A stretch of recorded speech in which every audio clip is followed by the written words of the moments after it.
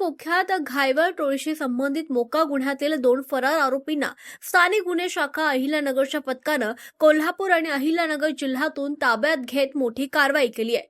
खर्डा येथील रोहित उर्फ बबलू बाबासाहेब गोलेकर वय वर्ष 27 यानं एका व्यक्तीकडे 20 लाख रुपयांच्या खंडणीची मागणी करत जीवे मारण्याची धमकी दिल्याप्रकरणी खर्डा पोलिसात गुन्हा दाखल केला। तांत्रिक विश्लेषण आणि गुप्त माहितीच्या आधारे एलसीबीच्या पथकानं कोल्हापूर जिल्ह्यातील यड्राव फाटा परिसरातून त्याला ताब्यात घेतलंय।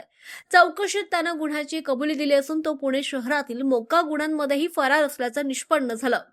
या कारवाई दरम्यान कोथरूड पोलीस ठाण्याच्या अभिलेखावरील फरार आरोपी ज्ञानेश्वर उर्फ माऊली दगडू तोंडे वय वर्ष 40 राहणार खेचरे तालुका मुळशी जिल्हा पुणे यालाही मिरजगाव शिवारातील महामार्गावरील उड्डाण पुलाखालून ताब्यात घेण्यात आलंय।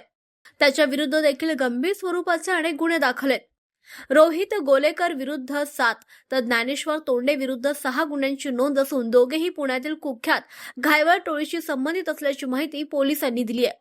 ही कारवाई पोलीस अधीक्षक मुमक्का सुदर्शन यांच्या मार्गदर्शनाखाली पोलीस निरीक्षक संतोष मुटकुळे यांच्या नेतृत्वाखाली स्थानिक गुन्हे शाखेच्या पथकानं केली आहे।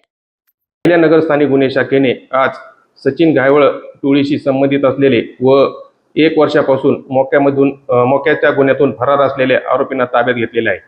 आरोपी क्रमांक 1 रोहित उर्फ बबलू बाबासाहेब गोलेकर वय 27 वर्षे राहणार खर्डा हा वारजे माळीवाडा व कोथरूड पोलीस स्टेशन येथील मोक्यामध्ये 1 वर्षापासून पाहिजे असलेला आरोपी होता। तसेच त्याच्यावर इतर पोलीस स्टेशनमध्येही अनेक गुन्हे दाखल आहेत। तसेच दुसरा आरोपी माऊली उर्फ ज्ञानेश्वर दगडू तोंडे वय 40 वर्षे याच्यावर कोथरूड पोलीस स्टेशन येथील 2 मोका दाखल आहेत आणि त्या दोन्ही मोक्यामध्ये तो पाहिजे असलेला आरोपी आहे। तसेच त्याच्यावर इतर पोलीस स्टेशनमध्येही अनेक गुन्हे दाखल आहेत। अशा प्रकारे सचिन घायवळ टोळीशी संबंधित असलेले व पुण्यातील मोक्यामध्ये पाहिजे असलेले 2 आरोपींना ताब्यात घेतलेले अहिल्यानगर स्थानिक गुन्हे शाखेने ताब्यात घेतलेला आहे आणि पुढील योग्य ती कायदेशीर कारवाई करत आहोत।